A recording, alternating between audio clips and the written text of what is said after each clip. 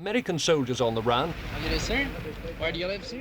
An estimated 75,000 men who ought to be in the American Army now live permanently in Canada. You cannot be extradited from Canada for draft evasion or desertion from the U.S. military. The word deserter does have, to an English ear at least, rather an ugly ring about it. My family and friends, they...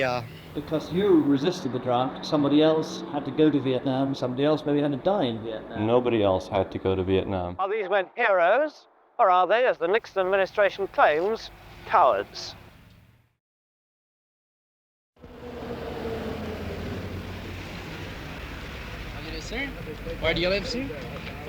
The Canadian government has decided not to refuse entry to Canada simply because the applicant is an American deserter or draft dodger. Glad of a rare chance to stand up to America, Mr. Trudeau gave in to a section of public opinion which bitterly opposed conscription. So now, a couple of questions and you're in, as a visitor.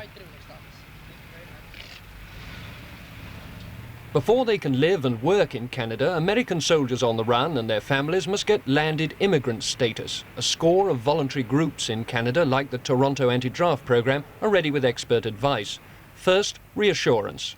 You understand that you cannot be extradited from Canada for draft evasion or desertion from the U.S. military.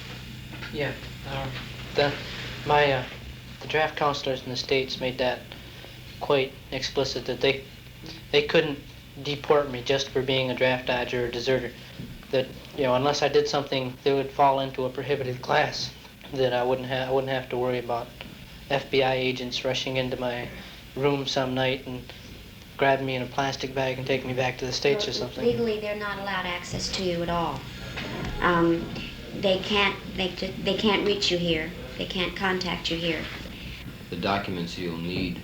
Sympathetic churchmen in the States will help a deserter get the references he needs if his family won't send them. And once he has a job, he can apply for landed immigrant status. An estimated 75,000 men who ought to be in the American Army now live permanently in Canada.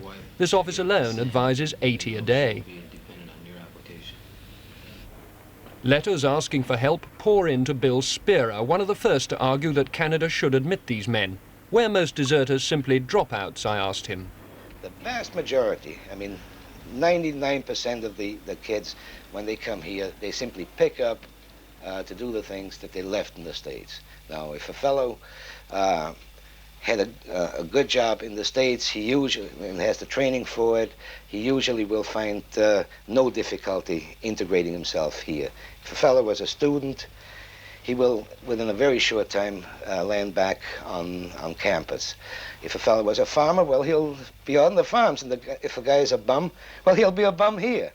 But as I said, as a whole, it is the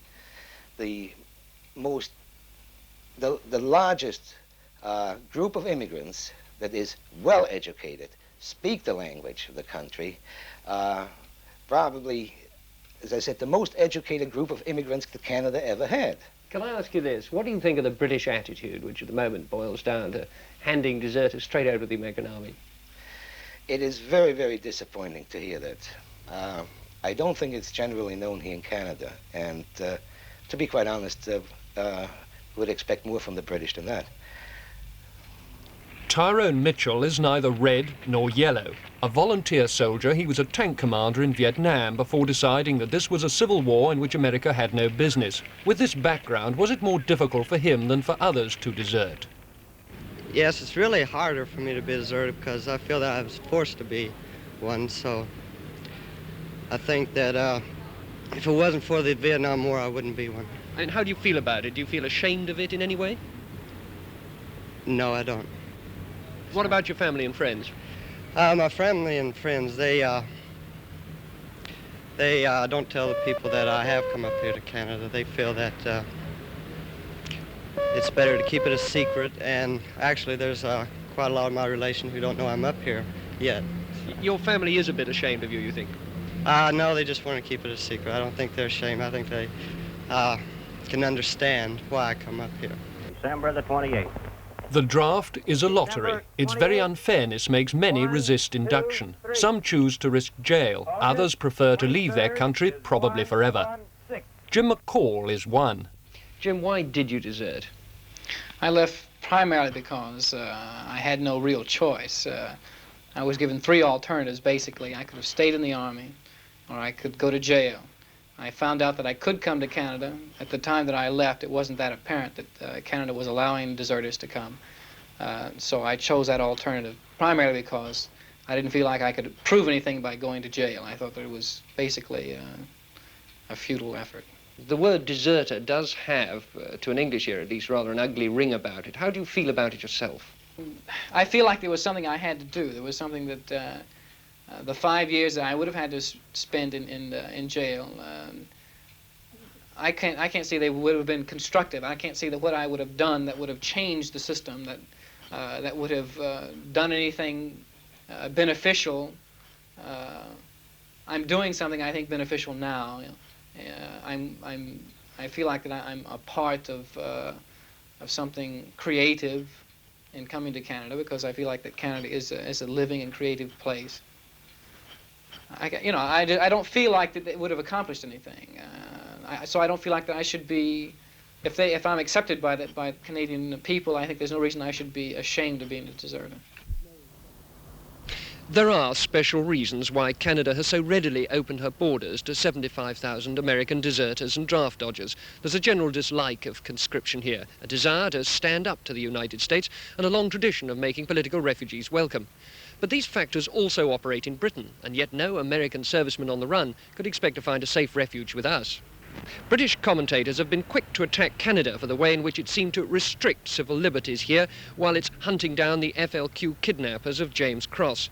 But before attacking Canada, perhaps we should ask whether our own reputation for tolerance and respect for individual conscience is really borne out by the way we treat American deserters. Richard Lindley, News at 10. Mark Sprague, a university graduate from California, has been earning his living for the last 4 years making sandwiches in Toronto. Mark is an American draft dodger, one of some 45,000 young Americans who've taken up exile in Canada rather than serve with the US Army in Vietnam. If Mark returns to America, he'd probably be sent to prison. But now that the war is over, Americans are debating whether Mark and his friends should be given an amnesty, a free pardon, and allowed to return to their homeland without penalty. President Nixon says no. Those who have deserted must do penance. In other words, go to jail or remain in exile. Most of the draft dodgers, on the other hand, still believe they did the right thing. The concept of going to war, the concept of killing people has never been part of my consciousness and is even further from it now. What about the moral question that because you resisted the draft, somebody else had to go to Vietnam, somebody else maybe had to die in Vietnam? Nobody else had to go to Vietnam. If the United States, if everyone in the United States said we won't do it because it's a democracy, they couldn't do it.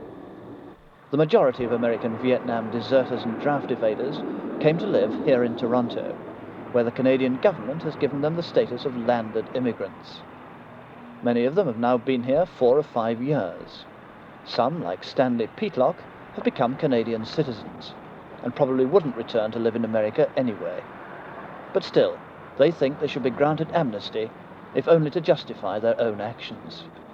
The majority of the people in the United States now are thinking the way I and my compatriots did that long ago, many years ago. Back in Centennial Year it was in Canada at that time. And perhaps that hurts some of them, but in the sense we have now been vindicated. And the only adjustment that has to come about in the United States is to admit and say, okay, these fellows just sort of had some foresight. Are these men heroes, or are they, as the Nixon administration claims, cowards? The guardians of the national conscience, or, in the words of one presidential aide, malingerers, opportunists, and criminals? These are the questions Americans are now debating. Robert Hargreaves, News at 10, Toronto.